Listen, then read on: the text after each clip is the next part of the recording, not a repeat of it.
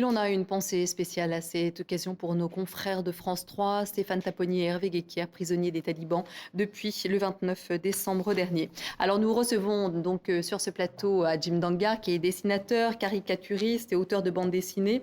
Adjim Dangar, donc on va vous voir dessiner. On vous a vu tout à l'heure, vous continuez à le faire pendant que les reportages se déroulent. Expliquez-nous pourquoi vous avez dû quitter le Tchad. J'ai travaillé en fait sur des sujets tels que les commerces frauduleux, c'est-à-dire une fois qu'on met en fait le doigt dessus, c'est-à-dire on indique que c'est telle personne des proches en fait de la famille de Déby.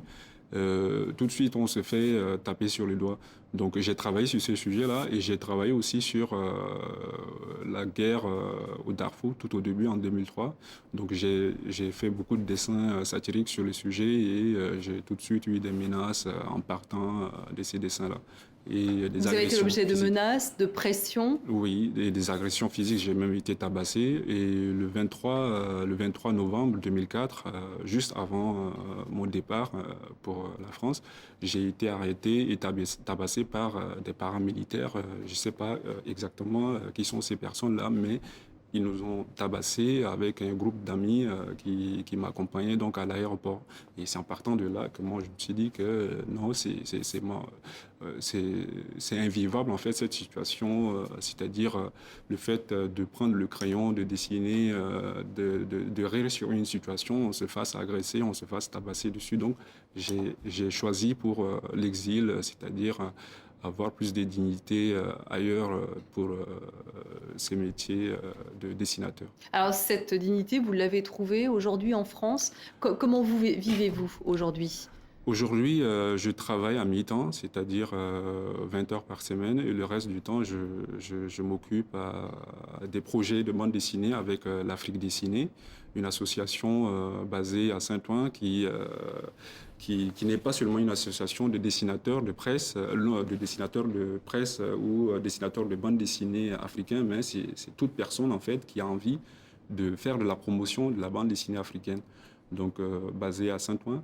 Et à partir de cette association, on fait des expositions, des projets collectifs tels qu'une journée dans la vie d'un Africain d'Afrique. Voilà C'est un en fait, livre que l'on présente, donc une journée dans la vie d'un voilà. Africain d'Afrique. Donc si vous souhaitez avoir de plus amples informations sur cet album, il faut aller sur www.l'afriquedessinée.fr. Voilà, donc c'est une auto-édition par l'association. Donc on a plein de petits projets comme ça qui nous permettent Bon, en fait effectivement, ce sont des petits projets, mais Oui, est-ce que professionnellement, oui. vous avez pu retrouver quelque chose qui correspondait à ce que vous faisiez au Tchad?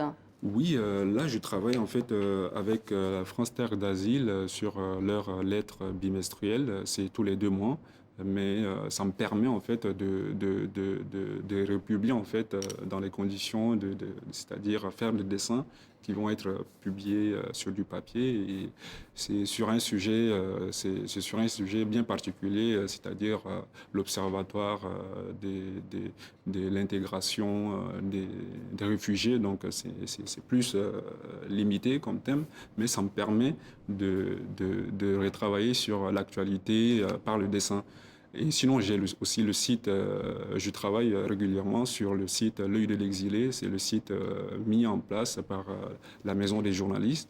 Donc, quand j'étais entré à la Maison des journalistes, c'est le premier support sur lequel j'ai repris mon crayon pour faire des dessins sur l'actualité française, sur l'actualité internationale. Voilà.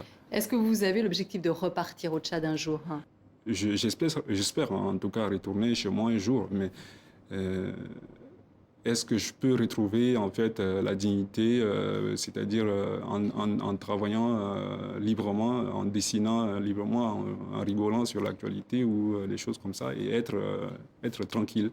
Est-ce que Aujourd'hui, c'est pas aujourd'hui c'est possible. non, ce n'est pas possible. Bon.